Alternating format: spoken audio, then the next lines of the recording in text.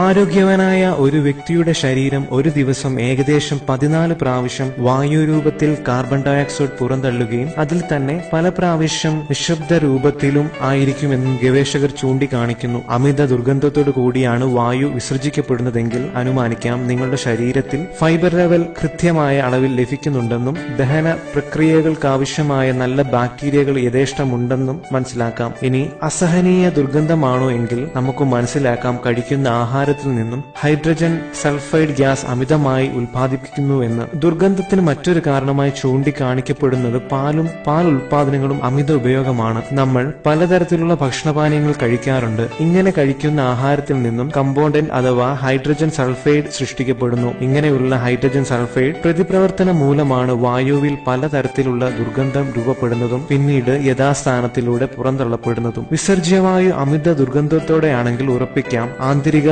ഉദരപ്രവർത്തനം ആരോഗ്യകരമായും കൃത്യമായും നടക്കുന്നുവെന്ന്. ഇനിയാണ് ശാസ്ത്രീയ വശം, അതായത് മനുഷ്യ വിസർജ്യവായു ശ്വസിക്കുന്നവർക്ക് അനേക ഗുണം എന്ന് പറയപ്പെടുന്നു. ഇത്തരം രൂക്ഷഗന്ധങ്ങൾ ശ്വസിക്കുന്നതിലൂടെ മാരക രോഗങ്ങളുടെ പിടിയിൽ നിന്നും പോലും ഒരു പരിധിവരെ രക്ഷപ്പെടുകയും ദീർഘകാലം ദീർഘായുസ്സോട് ജീവിക്കുകയും ചെയ്യും എന്ന് ആധുനിക ശാസ്ത്രം വിവരിക്കുന്നു. ഇത്തരം ഗന്ധശ്വസനത്തിലൂടെ ശരിപ്പെടുന്ന ഒരു രോഗമാണ് ഡിംനേഷ്യ. ശരീരത്തിൽ എൻസൈം എങ്ങനെ പ്രവർത്തിക്കുന്നുവോ അതേപോലെ ഈ രോഗത്തെ ഉന്മൂലകാരകനായ ഹൈഡ്രജൻ സൾഫൈഡ് പ്രവർത്തിക്കുന്നു എന്നതാണ് വസ്തുത. അപ്പോൾ കാര്യങ്ങൾ മനസ്സിലായല്ലോ. ഇനി അപമാനഭാരം മാറ്റിവെച്ച് ധൈര്യമായി വെളിവിട്ടോളൂ എങ്ങും എവിടെയും. ഇനി ഇതിന് മണം പിടിച്ചു പുറകെ ആളുകൾ കൂടുന്ന കാലവും മണം പിടിക്കുവാൻ പണം ചോദിക്കുന്ന കാലവും അതിവിദൂരമല്ല എന്നത് ചിന്തിക്കാവുന്നതേയുള്ളൂ. ഇത് ഉപകാരപ്പെട്ടു എന്ന് തോന്നുന്നെങ്കിൽ ഷെയർ ചെയ്യൂ. കൂടുതൽ വീഡിയോകൾക്ക് സബ്സ്ക്രൈബ് ചെയ്യൂ. നന്ദി.